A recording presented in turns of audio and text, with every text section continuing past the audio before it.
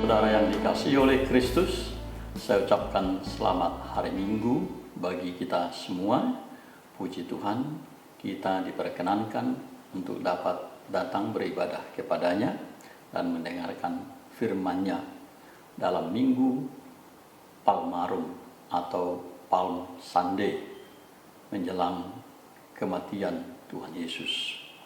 Firman Tuhan yang menjadi dasar perenungan kita adalah apa yang tertulis dalam Injil Matius pasal yang ke-21 ayat 1 hingga ayat yang ke-11. Namun sebelumnya marilah kita berdoa memohon pertolongan Tuhan agar kita diterangi dan diberi pengertian mendengarkan firman-Nya. Kita berdoa. Damai sejahtera Allah yang melampaui segala akal, kiranya memelihara hati dan pikiran kita semua dalam Kristus Yesus Tuhan kita. Amin. Ibu bapa dan saudara yang dikasihi oleh Kristus, firman Tuhan yang menjadi dasar perenungan kita di Minggu Palmarum atau Palm Sunday ini adalah Matius 21 ayat 1 hingga 11. Dan dalam Alkitab kita diberi judul perikop Yesus dielu-elukan di Yerusalem. Marilah kita mendengarkan firman Tuhan ini.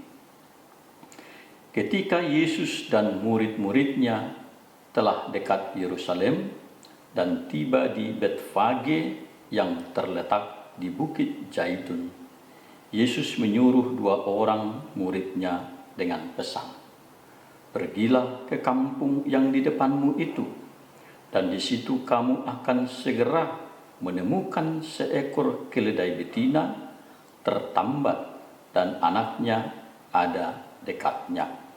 Lepaskanlah keledai itu dan bawalah keduanya kepadaku. Dan jika ada orang menegur kamu, katakanlah, Tuhan memerlukannya, Ia akan segera mengembalikannya." Hal itu terjadi supaya genaplah firman yang disampaikan oleh Nabi. "Katakanlah kepada putri Sion, lihat, rajamu datang kepadamu. Ia lemah lembut dan mengendarai seekor keledai beban yang muda." Maka pergilah murid-murid itu dan berbuat seperti yang ditugaskan Yesus kepada mereka. Mereka membawa keledai betina itu bersama anaknya, lalu mengalasinya dengan pakaian mereka, dan Yesus pun naik ke atasnya. Orang banyak yang sangat besar jumlahnya menghamparkan pakaiannya di jalan. Ada pula yang memotong ranting-ranting dari pohon-pohon dan menebarkannya di jalan.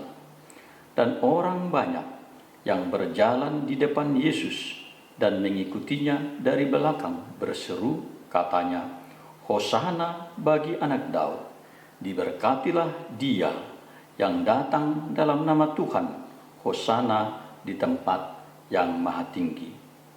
Dan ketika ia masuk ke Yerusalem, gemparlah seluruh kota itu, dan orang berkata, "Siapakah orang ini?"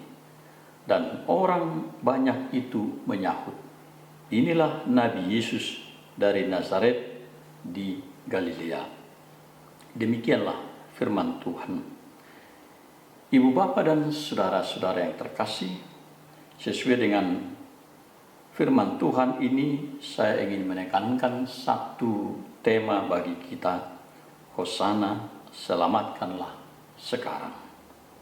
Ibu bapa dan saudara yang terkasih, seandainya Yesus melakukan perjalanan ke Yerusalem ini pada masa situasi yang sekarang ini, dengan adanya social distancing, self-isolation, dan stay at home, tentulah keramaian orang banyak itu akan dibubarkan, mungkin akan didenda siapa yang mengorganisirnya. Ibu bapak dan saudara-saudara yang terkasih, kita memasuki Minggu Pasion atau Palmarum ini dalam kondisi dunia dan masyarakat kita yang masih dalam pergumulan, khususnya oleh pandemi COVID-19. Nah, pertanyaan awal bagi kita, ibu bapak dan saudara-saudara, apakah situasi ini semakin menghubungkan kita kepada penghayatan akan kasih Allah lewat pengorbanan dan penderitaan Kristus bagi kita? Sebab bila tidak, mungkin kita tidak akan menemukan sumber kekuatan untuk menghadapi situasi yang sulit ini. Ibu bapak dan saudara-saudara yang terkasih, Yesus melakukan perjalanan ke Yerusalem.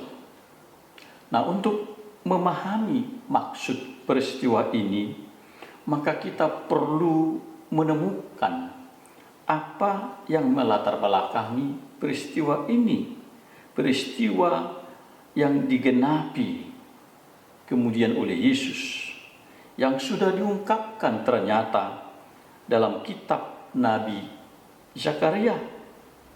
Dalam kitab Nabi Zakaria dituliskan, bersorak-soraklah dengan nyaring, hai putri Sion. Bersorak-soraklah, hai putri Yerusalem. Lihat, rajamu datang kepadamu. Ia adil dan jaya. Ia lemah lembut dan mengendarai seekor keledai beban yang muda. Zakaria 9 ayat 9. Jadi, Yesus dalam perjalanannya ke Yerusalem sesungguhnya sedang menggenapi nubuatan Nabi Zakaria tentang raja yang datang untuk membebaskan. Konteks pemahaman ini adalah raja yang datang untuk membebaskan dan memenangkan peperangan.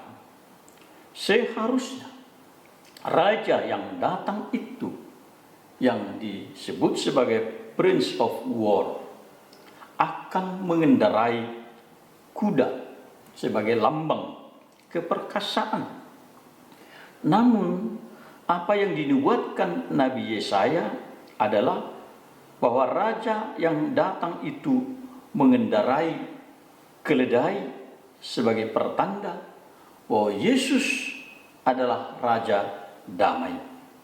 Maka benarlah kemudian seruan halayak ramai yang mengelulukan Yesus Raja Damai itu berdasarkan kitab Mazmur. Ya Tuhan, berilah kiranya keselamatan. Ya Tuhan, berilah kiranya kemujuran. Diberkatilah dia yang datang dalam nama Tuhan. Kami memberkati kamu dari dalam rumah Tuhan. Mazmur 118 ayat 25 hingga ayat yang ke-26. Ibu bapak dan saudara yang terkasih, murid-murid disuruh oleh Yesus untuk mempersiapkan perjalanannya ke Yerusalem.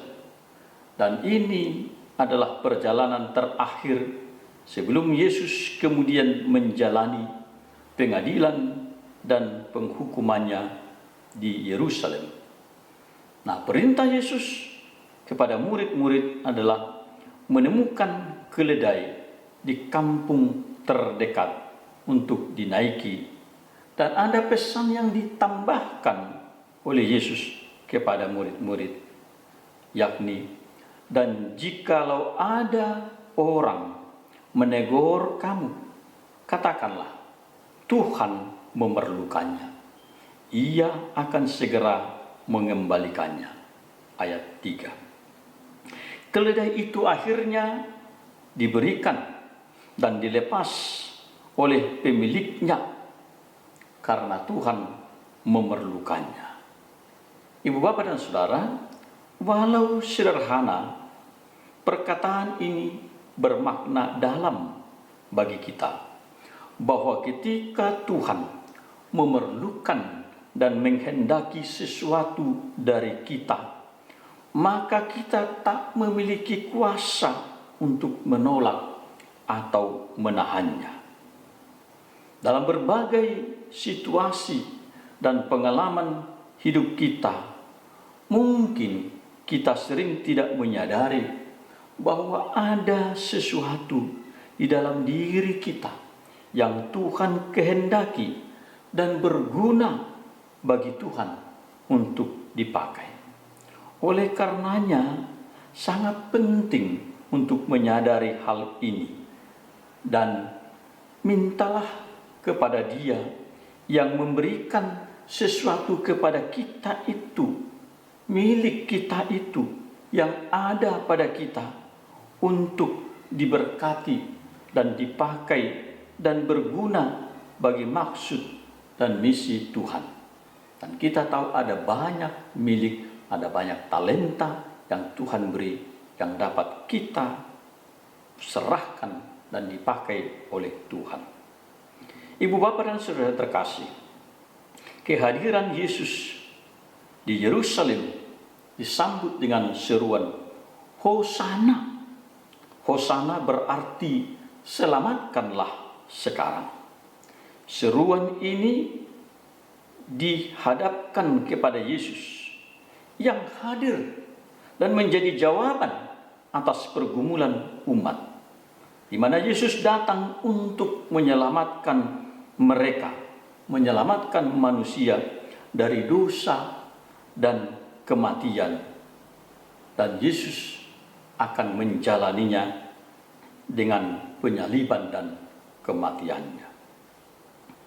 Sama seperti anak manusia, datang bukan untuk dilayani, melainkan untuk melayani dan untuk memberikan nyawanya menjadi tebusan bagi banyak orang.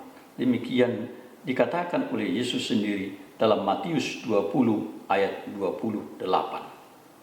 Sengsara dan kematian Yesus mengingatkan kepada kita akan nilai dan keagungan kasih Tuhan bagi kita manusia. Dan ini diungkapkan oleh Rasul Yohanes sebagai satu ayat yang sangat terkenal bagi kita. Karena begitu besar kasih Allah akan dunia ini, sehingga Ia telah mengaruniakan anaknya yang tunggal, supaya setiap orang yang percaya kepadanya tidak binasa, melainkan beroleh hidup yang kekal. Yohanes 3 ayat 16. Ibu, bapak, dan saudara yang terkasih, seruan Hosana, selamatkanlah sekarang, ini adalah juga seruan kita pada saat ini di tengah-tengah dunia yang sedang menderita dan bergumul dengan prahara kehidupan. Oleh karenanya, saat ini kita harus menempatkan pengharapan iman kita kepada Yesus yang menyelamatkan dan menyentuh realitas yang kita hadapi saat ini. Bagaimana agar kita dapat masuk dalam pergumulan ini, dan apa yang kita serukan dan mohonkan ialah ketika kita masuk dalam suasana hati Yesus yang berbela rasa, hati Yesus yang empati. Mesti kita tahu bahwa Yesus hadir masuk ke Yerusalem itu bukan sekedar untuk dielu-elukan, seolah-olah orang yang haus akan pujian dan penghormatan. Tetapi kedatangannya dan seruan itu untuk menyadarkan halayak ramai akan misi kedatangannya, yakni misi penyelamatan. Oleh karenanya, seruan itu sesungguhnya adalah seruan dan ungkapan iman kita, iman umat manusia yang berharap dan mengandalkan kekuatan dan kehadiran Tuhan. Tetapi ibu bapa dan saudara, pengharapan iman ini tentulah harus sejalan dengan bagaimana kita di dalam kerendahan hati dan juga hidup di dalam pertobatan. Sebagaimana pemazmur mengatakan, sebab Tuhan berkenan kepada umatnya, Ia memahkotai orang-orang yang rendah hati dengan keselamatan. Mazmur 149 ayat 4. Ibu bapa dan saudara yang dikasihi oleh Kristus, mungkin kita mengenal atau tahu tentang suatu tanda atau kode Morse yang resmi dalam meminta pertolongan keselamatan di laut. Kode atau sandi itu adalah SOS, dan sandi ini dipakai untuk memudahkan pihak yang dimintai pertolongan untuk mengetahui orang yang membutuhkan pertolongan. SOS adalah international calling yang kadang orang tertentu memaknainya sebagai singkatan dari Save Our Ship atau Save Our Soul. Walaupun sebenarnya istilah itu tidak pertama-tama berasal dari singkatan itu, tetapi SOS menjadi sandi atau kode yang disuarakan dalam kondisi darurat ketika kapal akan tenggelam, yakni ketika hidup dalam bahaya. Berangkat dari pemahaman ini, ibu bapa dan saudara-saudara, maka seruan Hosana pun kita ungkapkan saat ini layaknya SOS dalam kondisi darurat dan bahaya yang mengancam kehidupan dan nyawa manusia, mengancam nyawa kita dengan berkata, Hosana, selamatkanlah sekarang. Ibu bapa dan saudara-saudara yang terkasih, kemajuan zaman yang kita hadapi, yang ditopang oleh teknologi yang semakin canggih dan modern dewasa ini, ternyata semua itu tidaklah serta-merta dapat memberikan jaminan yang pasti bahwa hidup kita akan selamat, bahwa hidup kita akan aman, bahwa hidup kita akan sejahtera, sekalipun kita memiliki perangkat teknologi yang canggih. Pemazmur mengungkapkan seperti ini dalam Mazmur 62 ayat 1-2. Hanya dekat Allah saja aku tenang, daripadanya lah keselamatanku. Hanya dialah gunung batuku dan keselamatanku, kota bentengku, aku tidak akan goyah. Intinya adalah bahwa hanya dekat dan terhubung dengan Tuhan sajalah, hanya ketika ada di dalam Tuhan sajalah kita mendapatkan ketenangan dan keamanan. Dan sebagaimana pemazmur, kita membutuhkan sekaligus rasa tenang dan keselamatan yang kita temukan di dalam Tuhan. Ketika bencana wabah COVID-19 ini tidak saja mengancam nyawa orang yang terjangkit, tetapi juga menimbulkan kepanikan, rasa takut, dan kekhawatiran pada orang yang sehat, orang yang tidak terjangkit, serta dampak negatif lainnya. Ibu bapa dan saudara-saudara yang terkasih, bila mana Yesus tampil dalam sosok Prince of Peace, Raja Damai. Maka sejalan dengan itu, maka damai yang sesungguhnya hanya akan hadir ketika semua orang tergerak dan ambil bagian menghadirkan dan melakukan damai itu, yakni ketika setiap orang menjadi pelaku dan pembawa damai, bukan menebarkan ketakutan, bukan menebarkan kepanikan. Maka benarlah apa yang dinyatakan oleh Yesus dalam khotbahnya di bukit. Berbahagialah orang yang membawa damai, karena mereka akan disebut anak-anak Allah. Matius 5 ayat 9. Menghadirkan rasa damai dan kondisi yang aman pada saat ini menjadi kebutuhan yang mutlak bagi kita, selain tentu penyembuhan atas sakit penyakit. Dalam faktanya bahwa orang yang tidak damai, orang yang dilanda kekhawatiran dan ketakutan serta kepanikan saat ini, ada lebih banyak dari orang yang sakit dan terjangkit penyakit. Oleh karenanya, menghadirkan rasa damai dan rasa tenteram menjadi sangat perlu, dan ini juga menjadi solusi atas apa yang terjadi dengan panic buying, dan ini menjadi solusi bagi kita.